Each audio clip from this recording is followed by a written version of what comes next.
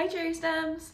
Welcome back to another video. I'm gonna do just a cute classic Valentine's look. I'm gonna kind of do it a little darker since today I'm doing like a Heartbreakers drag brunch, even though it's at 5:30.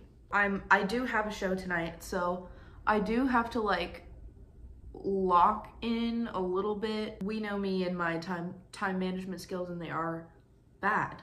This gig is like almost 2 hours away, so I have to obviously get ready pretty early.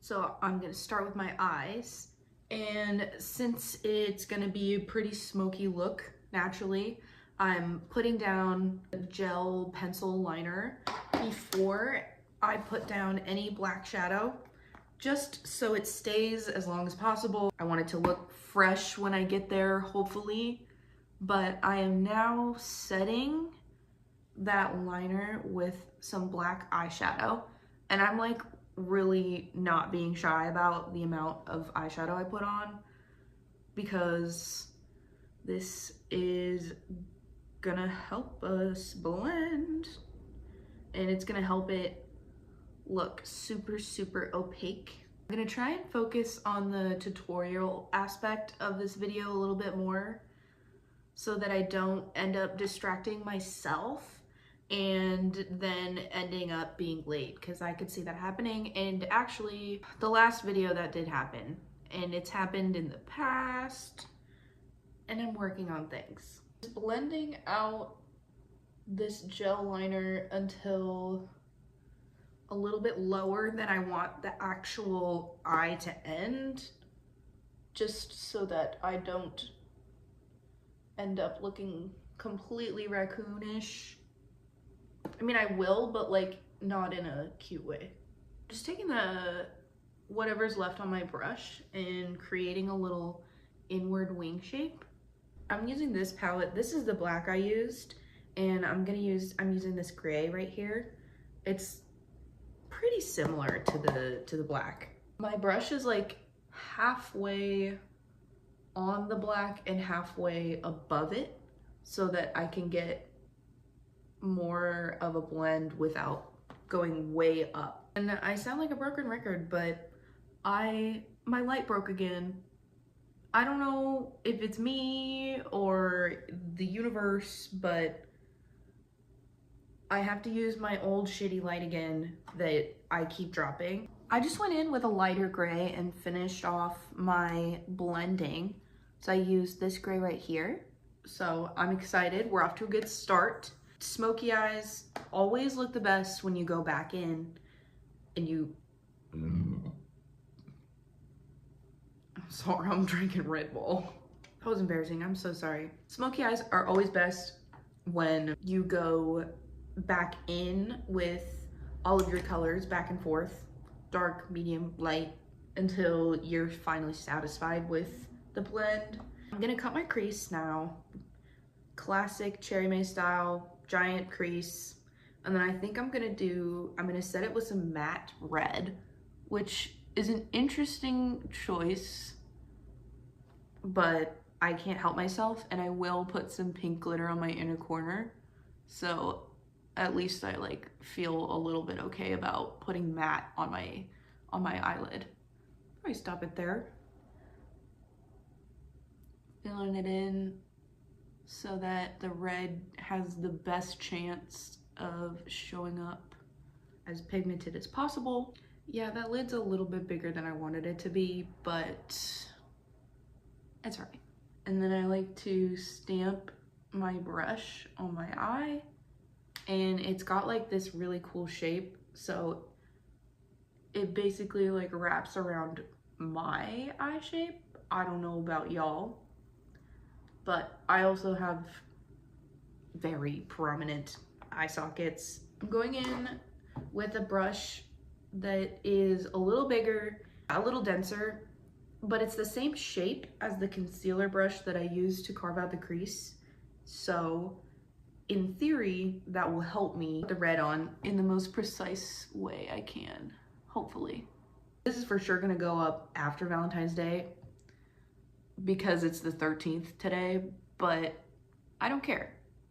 Valentine's Day is all of February pretty much. My partner and I's anniversary is literally 2 weeks after Valentine's Day, so we basically just kind of mush it all together.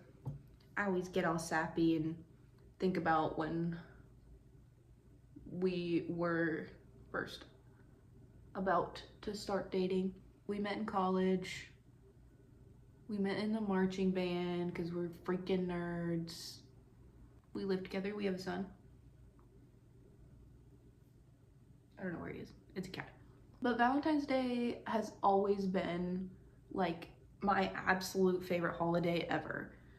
If it wasn't clear by my drag aesthetic, I'm obsessed with it, and that is kind of a huge factor in my drag. Mom was a teacher. She was a music teacher for quite a while until I was born. She always went really ham for holidays for my sister and I, where she would get us a card for like pretty much every holiday you can think of. Like, she would get us a Valentine's card, she would Halloween card, she would do Easter. It was really sweet. She like made every holiday feel special. And she would give us little gift baskets, like it was the whole nine. She definitely spoiled us.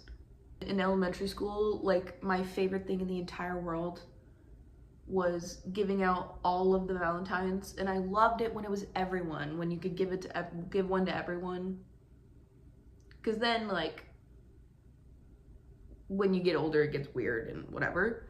But I just, like, I loved picking out the Valentines. I loved writing a special little message for everyone, just like a chance to be nice, you know? That, and the fact that the color palette I love, and I love all the little hearts.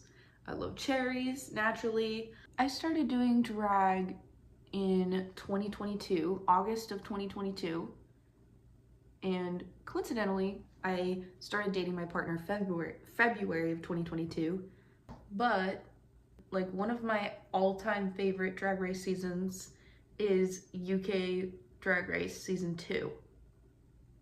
And that was what was airing 2022 era, I think. So I was already very inspired by it. I knew I was going to start drag 2 months before my first show. So I had 2 months to like prepare and choreograph and think of a name. So, and it just like, I could not think of a name to save the life of me. I almost went with Chili. That's disgusting. I mean, that was the point, but like, that is like so not the vibe. Drag Race UK season 2, RIP, Miss Cherry Valentine was on that season of Drag Race. I loved her drag. I love Valentine's Day. I loved her name. Everything about her, I was like, yes, that's the drag aesthetic I want. So I took inspiration from her. I named myself Cherry. May is my middle name, so Cherry May. Thought that was cute. She was amazing. I loved everything. I loved her art. I thought it was so beautiful. And I hope that if she were to ever see my drag, she would be proud. Took a little bit of a break after I finished my eyes. Did my hair, because I'm going to be wearing a ponytail today. So I've got my little clips in.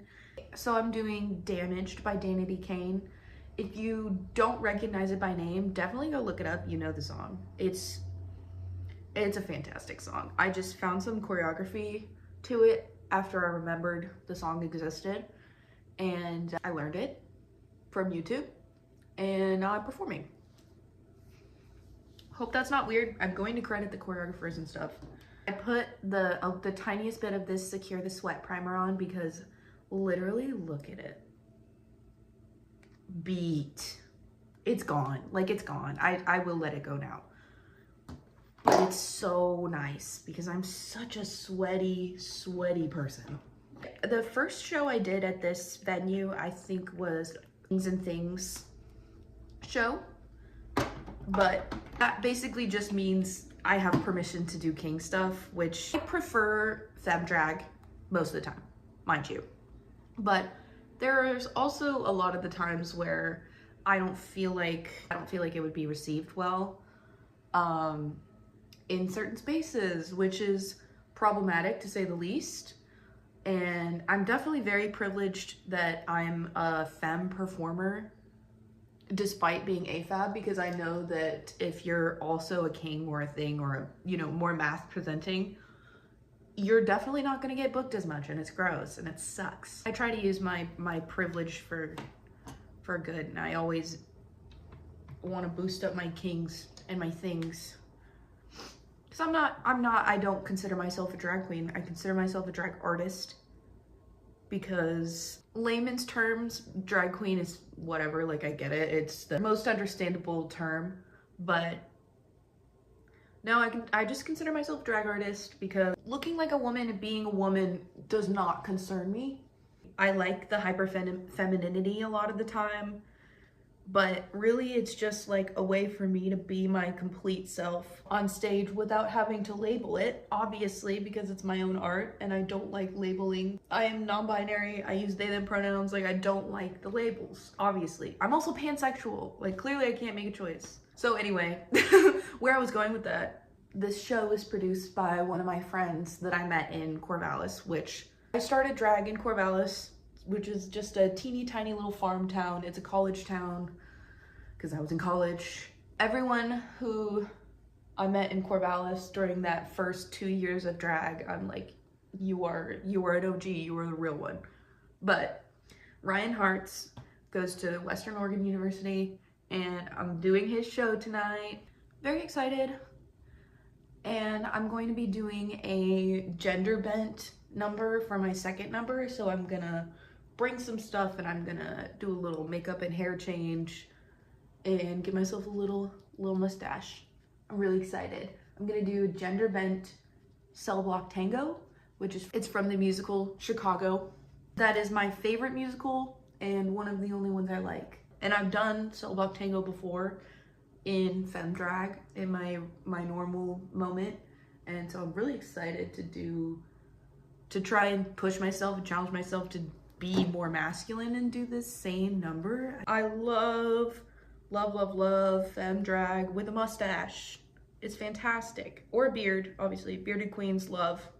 There are a lot of people on the internet that will just tell you what they do and treat it as gospel, treat it as for universal for everyone, which is simply not true.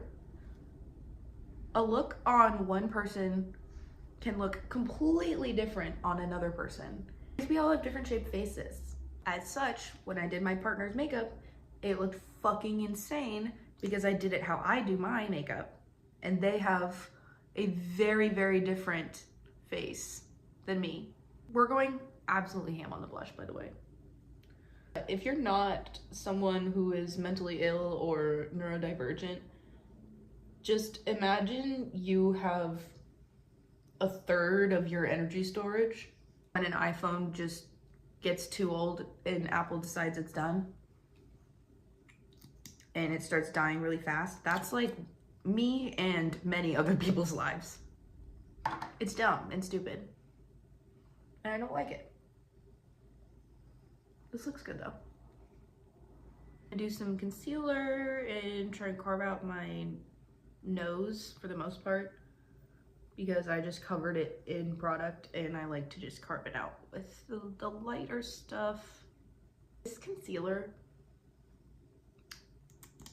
smells like Macy's. I don't know, don't ask me why, but like I've been in Macy's many times. My mom is a shopper.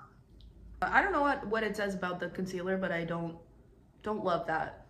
It's not like I'm going out and buying new products, or it's also not like anyone's sending me anything, so unfortunately I'm just gonna be talking about the same products over and over.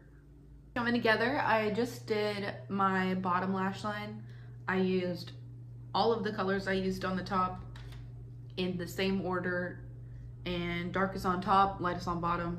I wanted to come back briefly for the blush because I think that the blush is gonna be fun. Starting, trust me, there's gonna be multiple colors. Starting with this one.